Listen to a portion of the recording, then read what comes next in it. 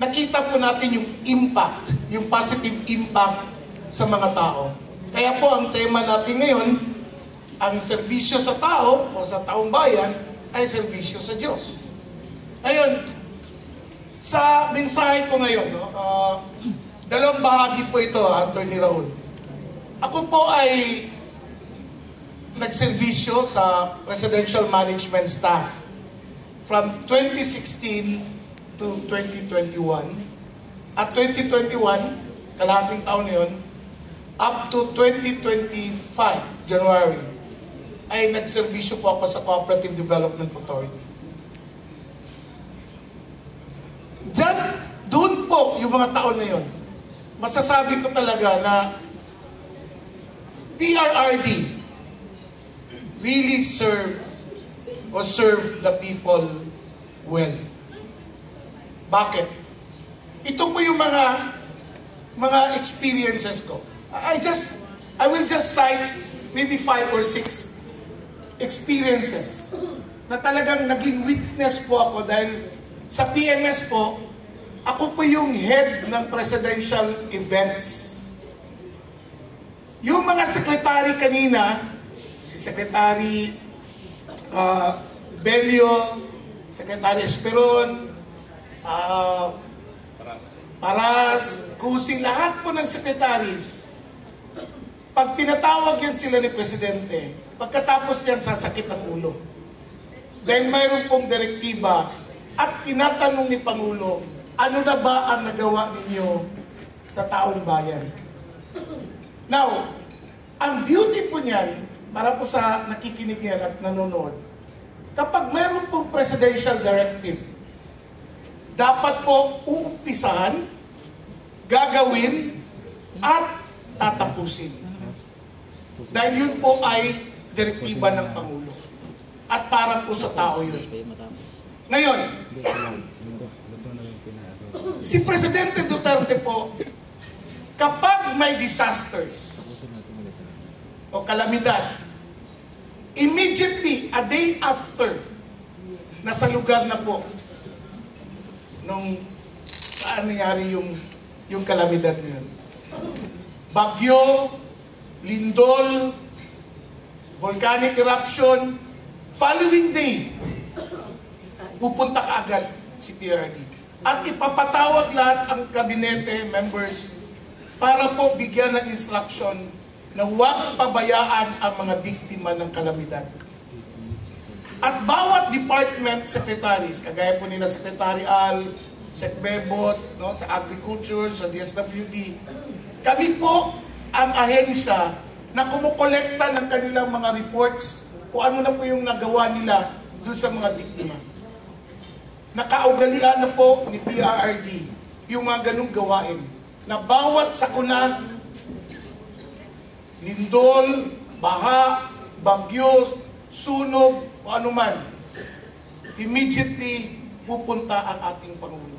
Just to ensure that all basic services are provided and restored. Para po maayos po ang magiging buhay ng ating mga kapwa Pilipino, lalo na yung mga biktima. Alam po natin kung gaano kamahal ni PRRD ang mga sundalo at pulis. Na bawat pulis o sundalo na namamatay, kapag may panahon si PRRD, pinupuntahan niya. Kapag may mga pulis o sundalo na sugatan dahil sa performance of their duties, binibigyan po ng reward at medical assistance ang mga pulis o sundalo niya. Naging bahagi po ako sa isang committee kung saan kami po ay nag-draft o nag-craft. Kami po yung gumawa ng mga batayan, ng mga guidelines ng Social Comprehensive Benefit Program na kapag ang sundalo o ang pulis ay namatay in the performance of their duties, sa encounter, killed in action, the families, yung napag-iwanan, ay tatanggap po ng kalahating milyon. Ang mga anak ay siguradong magkakaroon ng scholarship program under CHED Yung nanay magkakaroon ng training under DTI, TESDA, at financial literacy program under Bangko Sentral ng Pilipinas. Kami po sa PMS, ang isa sa mga ahensya nakatutok din dyan. Dahil bawat sundalo at police o any uniform personnel, Bureau of Fire, Coast Guard, etc., kapag namatay in action, automatic bibigyan kagad ng financial assistance ang pamilyang napag-iwanan at continuing support, livelihood assistance sa mga misis na naiwan, mga anak na naiwan, o pamilyang napag-iwanan. Ginawa po natin yan dahil ganun po kamahal ni PRRD ang mga sundalo, ang mga pulis. National Housing Program. Ito ay trabaho ng NHA. Ngunit naging saksi din po ako, Attorney Raul. Nung unang bisita namin sa Yolanda victims, nakita namin kung gaano ka-deteriorated at low standard ang mga pabahay na nagawa noon. Ano ang ginawa ni PRRD? Gumawa siya ng task force at binigyan ng deadline ang NHA at ang Office ng Presidential Affairs sa Visayas and other government agencies na involved. Kasama din po kami nun, lalo na yung opisina ko. Binigyan sila ng timeline, i-rehabilitate, palakihin at magdagdag ng mga pabahay sa mga Yolanda victims. Hindi lang po yun, isa lang po yun sa mga examples na pwede ko pong ma-share sa inyo kung bakit ganun kamahal ni PRD ang mga tao at ang pagsiservisyo niya ay talaga sa tao, sa bayan.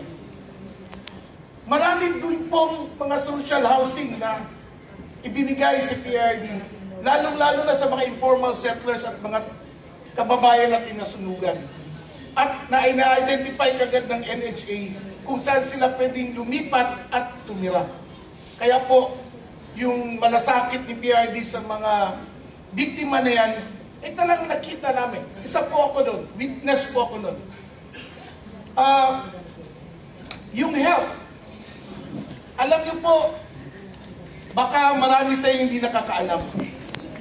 Yung konsepto po ng malasakit program sa mga ospital, nag-umpisa po yan sa ideya ni PRRD. Pinatawag po ako doon isa sa mga empleyado ng PMS.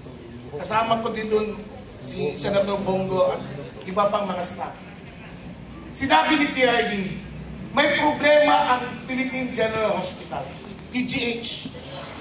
Nakita niya ang daming mga pasyenteng hindi naasikaso. Tinanong niya, pinatawag niya medical director, ano ba ang problema?